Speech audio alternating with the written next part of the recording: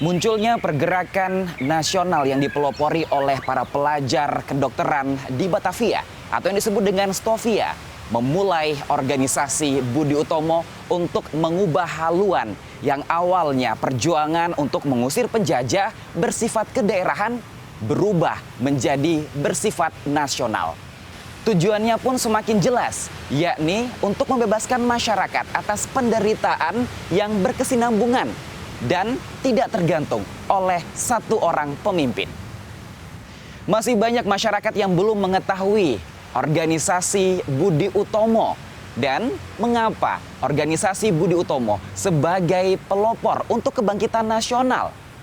Mengapa di setiap tanggal 20 Mei kita memperingati kebangkitan nasional dan siapakah sosok dari Dr. Wahidin Sudirohusodo. Bersama saya Muhammad Hafid, kita ikuti perjalanan di SMA Negeri 11 Yogyakarta yang merupakan saksi bisu perjalanan Budi Utomo kongres pertama yang dilakukan. Inilah Warta Cagar Budaya Daerah Istimewa Yogyakarta.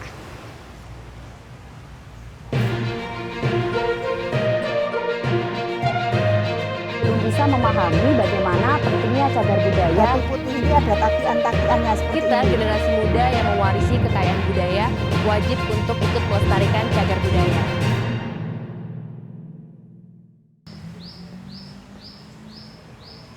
Pemirsa, di SMA Negeri 11 inilah tepatnya 113 tahun lalu dilaksanakan kongres pertama Budi Utomo. Tepatnya tanggal 3 sampai tanggal 5 Oktober 1908 di Jalan AM Sangaji nomor 38 Jetis Kota Yogyakarta, Daerah Istimewa Yogyakarta. Dan saat ini saya sudah bersama dengan seorang sejarawan yang akan membantu kita untuk memberikan informasi terkait dengan perjalanan peristiwa sejarah Kongres Budi Utomo. Selamat pagi Bapak Darto Harnoko, apa kabar Bapak? Selamat baik. Nah, Baik. apa yang akan dibicarakan? Betul. Iya. Bapak Darto Harnoko yang akrab disapa dengan Mas Koko. Iya. Kita akan mengetahui sejarah kongres dari Budi Utomo. Namun sebelum kita menuju ke kongres, di tahun 1908 ada sejarah yang belum banyak diketahui, tepatnya di Stovia. Iya. Seperti itu. Boleh dijelaskan Bapak? Oh bisa ya. Saya ini yang cukup penting di dalam satu proses kontinuitas perjalanan sejarah ya. Jadi sebelum masuk gedung ini dulu namanya Holland Indische Quick School yang sekarang M11, ada cerita panjang tentang mengapa menjadi 20 Mei itu menjadi Hari Kebangkitan Nasional. Ya. Ini tidak lepas dari satu perkumpulan di gedung Stovia, terutama pada 20 Mei jam 9 pagi di ruang anatomi Stovia sana. Nah, inilah pembicaraan yang penting yang saya perlu jelaskan, bahwa di gedung Stovia itu bertemulah Dr. Wahidin dari Jogja, lalu Dr. Sutomo, Suleman, Mr. Suwarji, Gunawan Mangunkusumo, dan masih banyak lagi. Tapi yang jelas di situ mereka berkumpul berpikir enaknya bagaimana sih. Lalu Dr. Sutomo itu pernah mengatakan, saya melihat di majalah Retno Dumila, Dr. Wahidin bagus bercerita tentang membangun masyarakat pribumi untuk mendapatkan tempat studi sekolah. Nah, disitulah mereka berpikir, akhirnya Mr. Suraji itu mengusulkan nama, istilahnya usaha yang mulia, yang kemudian dikenal nama Budi Utomo. Nah, yang akhirnya mereka berpikir terus, kemudian dilanjutkan pada bulan Agustus 1908 itu mereka berkumpul lagi, bagaimana kalau kita mengadakan Kongres Budi Utomo. Lalu kesepakatan mereka bersama itu di dalam buku Hedeng Budi Utomo menjelaskan bahwa kalau bisa di Jogja, alasannya apa? Di Jogja itu kok mengambil di Jogja? Pertama, Dr. Wahidin itu adalah tokoh yang cukup dominan pada waktu itu, bahkan pernah menulis di beberapa majalah tentang membangun masyarakat pribumi untuk bisa bersekolah. Kemudian juga mengapa mengambil Jogja? Mereka bersepakat ada lambang kesatuan Kerajaan Mataram waktu itu. Baik. Nah, kita waktu itu pasti mengenal nama Hindia Belanda, belum nama Indonesia. Betul, nah, Hindia Belanda. Iya, itulah ceritanya begitu. Baik. Berarti makna dari kata Budi Utomo itu adalah usaha yang mulia. Usaha yang mulia. Itulah akhirnya ditetapkan kita Kongres Budi Utomo di Yogyakarta. Ya, disinilah yang namanya Holland Indische Quick School. Itu yang dulu anak-anak sekarang tidak ngerti. Itu adalah dulu sekolah guru di sini itu. Makanya Holland Indische Quick School. Nah, di sini nanti bisa kita lihat di dalam. Nah, baik. itulah. Berarti di tanggal 20 Mei ini para pendiri Budi Utomo ini berkumpul. Ada waktu jeda antara bulan Mei hingga bulan Oktober ketika dilaksanakan kebangkitan nasional. Apakah sepanjang bulan itu ada bentuk kesepakatan kembali, Nah, Bapak? ya ada. Jadi sebelum masuk ke bulan Oktober, tadi juga saya jelaskan, setelah mereka bulan Agustus awal itu bertemu, mereka juga mengundang dari berbagai teman-teman para elit Jawa waktu itu untuk datang ke Jogja, diantaranya Surabaya, Bogor, ada mana itu Temanggung, segala macam, Karanganyar. Nah itu. Jadi mereka undang semuanya. Mungkin nanti yang diundang lebih dari 400 atau 300 orang. Nah nanti bisa saya jelaskan lebih lanjut ke tanggal sekian itu seperti apa. Nah tanggal 3 sampai 5 Oktober di Yogyakarta itu seperti apa. Nanti ada ruangnya di tempatnya. Nanti kita tuturkan di sana. Baik. Ya. Berarti supaya mereka tahu, oh tempatnya kongres itu di sini. Oh tempatnya masih ada. Oh ternyata sudah di cagar budaya. Nah itulah. Itu yang penting. Nah, betul. Itu ya. Jadi nanti kita akan melihat ke dalam juga sebagai saksi bisu kongres pertama dilaksanakan dan juga apa tujuan dari kongres Budi Utomo yang pertama. Seperti itu. Pemirsa, kita akan sama-sama menyaksikan. Saya akan ke dalam bersama dengan Mas Koko seperti itu, mengetahui saksi bisu sejarah perjuangan dari organisasi Budi Utomo. Langsung ikuti bersama saya. Mari Bapak, silakan kita ke dalam.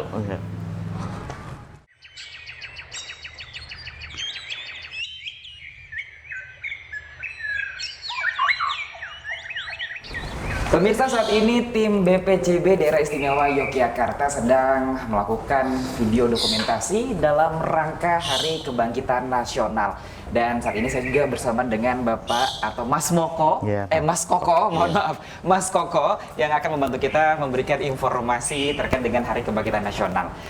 Mas Koko, saya ingin mengetahui apa itu Hari Kebangkitan Nasional?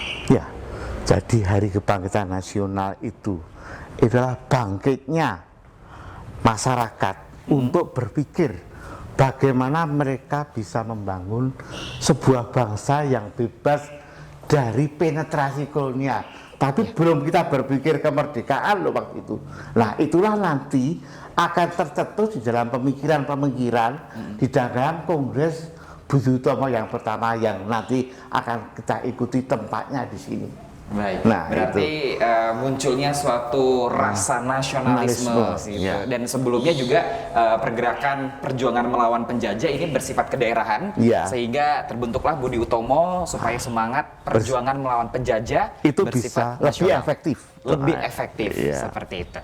Lantas siapa sosok dari Dr. Wahidin Sudirohusodo di balik organisasi Budi Utomo ini, Pak? Ya, itulah Dr. Wahidin adalah orang Jogja, yang bertempat di Sleman, dan beliau banyak memperhatikan tentang pendidikan kaum pribumi. Nah, itulah. Ya, ini kita menuju ke Aula Budi Utomo.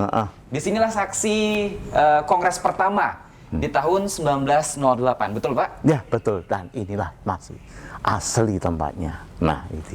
Baik. Cukup menarik kan tempatnya. Tapi duduknya di pinggiran, berbentuk tapal kuda dulu. Nah, itu. Pak, di sini ada tokoh-tokoh perjuangan Budi Utomo berkumpul. Boleh disebutkan Pak, siapa-siapa saja pendiri dari Budi Utomo? Saya ceritakan ya. Sebelumnya, jadi pada itu waktu itu tanggal 3 ya. Ya. Itu dibuka malam hari, memang antara jam 8-9. Itu yang datang 400 orang. Termasuk tokoh-tokoh istilahnya dulu adalah nasionalis. Ada Dr. Cipto, ada Dausdeker, ada Suwardi Suryaningrat yang kemudian bergelar Ki Hajar Dewantoro, ada Mesur Suroto, tokoh quick school yang di sini, ada Raden Mas Tirtokusumo, wah masih banyak lagi. Lalu yang penting, organisasi wanita pun datang sebanyak 20 loh. Ini hebat kan? Nah itulah mereka ada satu partisipasi. Bagaimana mereka ada kerinduan membangun sebuah suatu bangsa yang memang sangat sakit dengan adanya penetrasi kolonial yang deras. Nah itulah. Baik, Pak, apa sebenarnya urgensi dan hasil keputusan dari Kongres Budi Utomo yang pertama? Ya, sebelum ke situ, saya utarakan bahwa Kongres itu yang hadir kan banyak sekali, ada 400, dan mereka berbicara tentang berkaitan dengan hal-hal tidak hanya pendidikan, mereka bisa, apakah arti kebudayaan kita bisa berkembang, membangun sebuah kebudayaan yang betul-betul budaya kita. Nah, kemudian bagaimana kita bisa menerjemahkan masalah kehidupan, kesehatan kita bisa lebih baik. Bagaimana kita bisa membangun itu semuanya lepas dari tekanan-tekanan kolonial untuk membangun sebuah bangsa yang baik dan bebas. Tapi belum merdeka waktu itu. Nah, inilah yang saya katakan lepas dari apa-apa tapi nafas keindonesiaan nampak pada waktu itu 1908 sudah ada nafas seperti itu. Cukup menarik kan. Nah, dan itu berarti tidak hanya pendidikan saja yang dibahas, tetapi juga dari kesehatan, ekonomi, kebudayaan, seperti itu. Akhirnya keputusan Kongres ini penting. Keputusan Kongres adalah pertama kali kita harus meningkatkan pengajaran. Kalau istilahnya sekarang pendidikan. Nah, kemudian meningkatkan perdagangan, industri, nah itu termasuk perekonomian. Itu ada di dalam Hardengbook Budi Utomo, sumbernya ada. Ini jelas sumber pada masa itu mengatakan demikian. Jadi betul kan. Kemudian juga membangun kearifan lokal kalau sekarang. Tentu di sana waktu itu membentuk apa?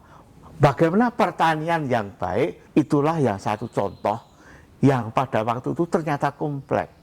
Termasuk yang menarik adalah kebudayaan. Itu Ki Hajar juga pernah bicara di situ. Bagaimana pendidikan dan kebudayaan itu selalu menyatu. Setelah itu pada tahun 1922 mendirikan Taman Siswa dengan berbasis kebudayaan. Nah itu juga ide-ide dari Budi Utomo waktu itu. Kongres Budi Utomo yang pertama. Iya, baik. Pak, bisa dijelaskan juga, ini kita berada di Aula Budi Utomo, ini merupakan saksi bisu di tahun 1908. Bisa diceritakan mungkin Bapak sejarah dari SMA 11 dari dulu hingga kini, dan mungkin juga dari segi arsiteknya Pak. Ya, jadi SMU 11 ini adalah sekolah guru. Nah, namanya Holland Indische Hogeschool. Jadi di sini ruangannya seperti ini. Ini kenapa saya katakan ini bangunan Indis, karena tahu enggak, ruangannya besar. Kalau Indis itu betul. Lalu pintunya itu gede, panjang. Nah, itu nanti sambil jalan bisa dilihat pintu-pintunya itu. Nah, nampak sekali. Mungkin satu hal yang cukup menarik, ini harus dilestarikan untuk periode sekarang dan selanjutnya, bahwa inilah tempat berpikir tokoh pendahulu kita untuk menanamkan jiwa nasionalisme melalui berbagai aspek dengan kaum-kaum intelektual. Juga diputuskan waktu di sini Kongres pertama, ketuanya adalah Bupati Karanganyar, Raden Mas Tirtokusumo, wakilnya juga Dr. Wahidin.